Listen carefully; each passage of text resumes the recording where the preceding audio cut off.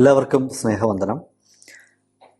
ഉൽപ്പത്തി പുസ്തകം 5-ാം അധ്യായത്തിൻ്റെ 27 മുതൽ 32 വരെയുള്ള വചനങ്ങളാണ് ഇന്ന് നമ്മൾ ധ്യാനിക്കാനായിട്ട് പോകുന്നത്.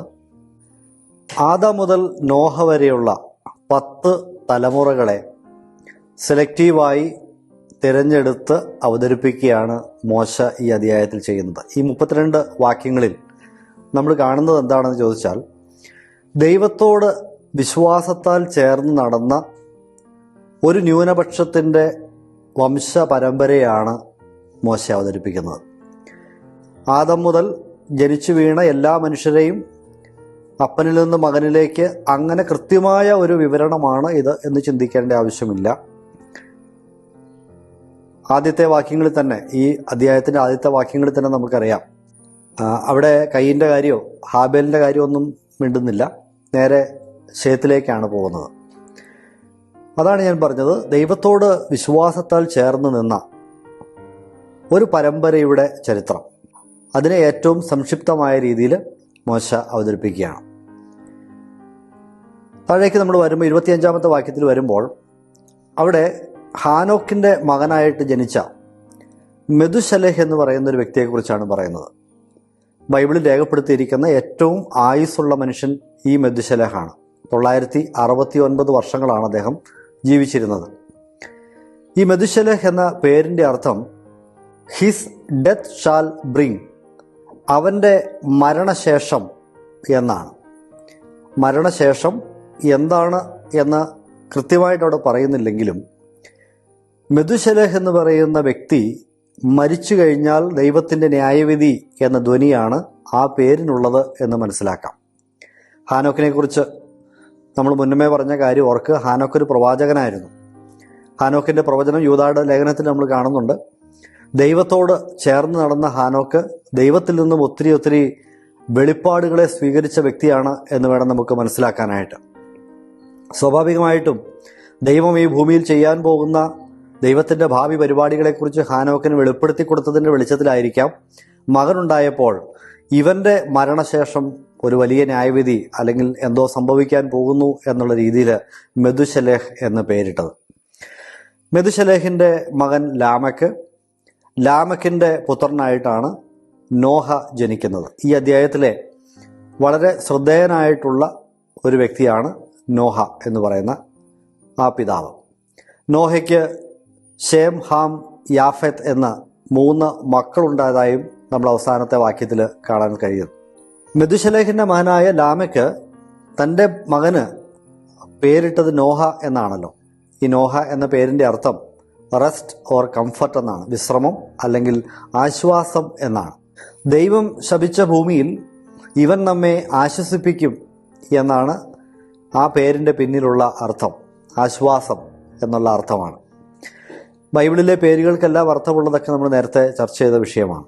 അങ്ങനെ ആശ്വാസം കൊണ്ടുവരുന്ന ഒരു മകനായിരിക്കും നോഹ എന്ന പ്രതീക്ഷയോടുകൂടിയാണ് നോഹയുടെ മാതാപിതാക്കൾ ആ പേരിട്ടത്. ഇനി നമ്മൾ നടത്താൻ പോകുന്നത് വളരെ രസകരമായ ഒരു ഒബ്സർവേഷനാണ്.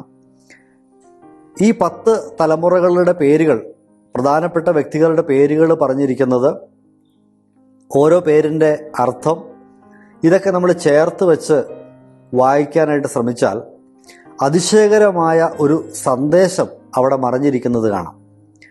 ബൈബിൾ എന്ന് പറയുന്ന പുസ്തകം ദൈവത്തിൻ്റെ വചനമാണ് എന്ന് ഒരിക്കൽ കൂടി തെളിയിക്കുന്ന ഒരു അതിശയമാണ് ഈ പേരുകൾ ചേർത്തെഴുതുമ്പോൾ നമുക്ക് കാണാൻ സാധിക്കുന്നത്.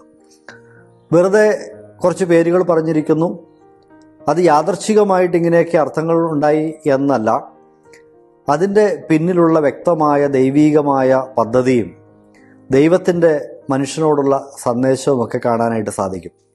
നമ്മളൊന്ന് ശ്രദ്ധിച്ചാൽ രസകരമായൊരു പഠനമാണ്. ബൈബിൾ പഠിക്കാനായിട്ട് നമുക്ക് കൂടുതൽ താല്പര്യം ജനിപ്പിക്കുന്ന ഒരു പഠനം കൂടിയാണ് ഇങ്ങനെയുള്ള ഈ ഇൻട്രസ്റ്റിംഗ് ആയിട്ടുള്ള കാര്യങ്ങൾ. ഈ 10 പിതാക്കന്മാരുടെ പേരുകൾ, അതിൻ്റെ അർത്ഥം ഞാൻ ഒന്നുകൂടി പറയാം. ആദാം എന്ന പേരിന് മനുഷ്യൻ എന്നാണ് അർത്ഥം. ആദാമിൻ്റെ മകൻ ശേത്തിന് നിയമിക്കപ്പെട്ടവൻ എന്നാണ് അർത്ഥം, അപ്പോയിൻറ്റഡ്. ഏനോശ് എന്നാൽ മരിക്കുന്നവൻ, മരണമുള്ളവൻ എന്നർത്ഥമുണ്ട്. കനാൻ എന്ന വാക്കിന് സോറോ എന്നാണ് അർത്ഥം, ദുഃഖം. മഹലലേൽ എന്ന പേര് പിന്നീട് വരുന്നു. അതിന് അനുഗ്രഹിക്കപ്പെട്ട ദൈവം, അനുഗ്രഹീതനായ ദൈവം എന്നാണ് അർത്ഥം. യാരദ് എന്ന പേര്, മഹലലേലിൻ്റെ മകനാണ് യാരദ്. താഴേക്ക് വരും, ഷാൽ കം ഡൗൺ എന്ന അർത്ഥമാണ്, ഇറങ്ങി വരും എന്ന അർത്ഥമാണ് ആ പേരിനുള്ളത്. പിന്നീട് ഏനോഷ് എന്ന പേര് ടീച്ചിങ് അല്ലെങ്കിൽ ഉപദേശം, പഠിപ്പിക്കൽ എന്നൊക്കെയാണ് ആ വാക്കിൻ്റെ അർത്ഥം. ഏനോഷിൻ്റെ മകൻ മെതുശലേഹ്. മെതുശലേഹ് എന്ന വാക്കിന് ഹിസ് ഡെത്ത് ഷാൽ ബ്രിങ്, അവൻ്റെ മരണം കൊണ്ടുവരും, മരണശേഷം ന്യായവിധി എന്നുള്ള അർത്ഥമാണെന്ന് പറഞ്ഞു. ലാമക് എന്ന പേരിനർത്ഥം ഡെസ്പയറിങ് എന്നാണ്, ഒരു നിരാശിതനായ എന്നൊക്കെ അർത്ഥമാണ് ഇതിനകത്തുള്ളത്. നോഹെ എന്ന വാക്കിന് കംഫർട്ട് അഥവാ ആശ്വാസം എന്നർത്ഥമാണുള്ളത്. ഇതെല്ലാം കൂടെ ഒന്ന് ചേർത്ത് വെച്ച് വായിച്ചാൽ, man appointed mortal, sorrow the blessing God shall come down, teaching his death shall bring despairing rest. ഇതാണ് അത് ചേർത്ത് വയ്ക്കുമ്പോൾ ആ വാക്കുകൾ വരുന്നത്. നമ്മൾ അതിൻ്റെ ഇടയ്ക്ക് ഒരു ഈസും ആൻഡും ഒക്കെ ചേർത്ത് വായിക്കാൻ ശ്രമിച്ചാൽ, man is appointed mortal for sorrow, but the blessed god shall come down, teaching that his death shall bring the despairing rest. മലയാളത്തിലേക്ക് ആക്കിയാൽ ഇതിങ്ങനെ വരും: മനുഷ്യൻ ദുഃഖത്തിനായി നിയമിക്കപ്പെട്ടു, എന്നാൽ അനുഗ്രഹീതനായ ദൈവം ഇറങ്ങി വന്ന് അവൻ്റെ മരണം നിരാശിതരായവർക്ക് വിശ്രമം നൽകും എന്ന് പഠിപ്പിക്കും. എത്ര മനോഹരമായ അർത്ഥമാണല്ലേ. ഒന്നുകൂടെ ഞാനത് പറയാം. മനുഷ്യൻ ദുഃഖത്തിനായി നിയമിക്കപ്പെട്ടു, എന്നാൽ അനുഗ്രഹീതനായ ദൈവം ഇറങ്ങി വന്ന് അവൻ്റെ മരണം നിരാശിതർക്ക് വിശ്രമം നൽകും എന്ന് പഠിപ്പിക്കും. ഈ 10 പേരുകൾ കൂട്ടിവെച്ച് വായിക്കുമ്പോൾ നമുക്ക് കിട്ടുന്ന അർത്ഥങ്ങൾ അതാണ്. ദൈവത്തിൻ്റെ വചനമായ തിരുവെഴുത്തുകളോട് നമുക്ക് കൂടുതൽ താല്പര്യവും ഇത് പഠിക്കാനായിട്ടുള്ള ഒരു ആഗ്രഹമൊക്കെ ഉണ്ടാകാൻ ഇത്തരത്തിലുള്ള ഇൻട്രസ്റ്റിംഗ് ആയിട്ടുള്ള ചില കാര്യങ്ങൾ നോട്ട് ചെയ്യുന്നത് നല്ലതാണ്. ദൈവത്തിൻ്റെ ആ വലിയ സന്ദേശം നമുക്കറിയാം, അത് ചെന്ന് നിൽക്കുന്നത് ക്രിസ്തുവിലാണ്. കർത്താവായ യേശു ക്രിസ്തു മനുഷ്യനായി ഇറങ്ങി വന്ന് പാപത്തിൻ്റെ നിരാശയിൽ കഴിയുന്ന, പാപത്തിൻ്റെ ഭാരം പേറി ജീവിക്കുന്ന മനുഷ്യൻ്റെ പാപഭാരം സ്വന്തം മരണത്താൽ നീക്കിയ ആ സുവിശേഷമാണ് വാസ്തവത്തിൽ ഈ 10 പേരുകളിൽ അടങ്ങിയിരിക്കുന്നത്. ഇന്നത്തെ ഈ പഠനവും നമുക്ക് അനുഗ്രഹമായി എന്ന് വിചാരിക്കുന്നു. ദൈവം നമ്മളെ അനുഗ്രഹിക്കുമാറാകട്ടെ.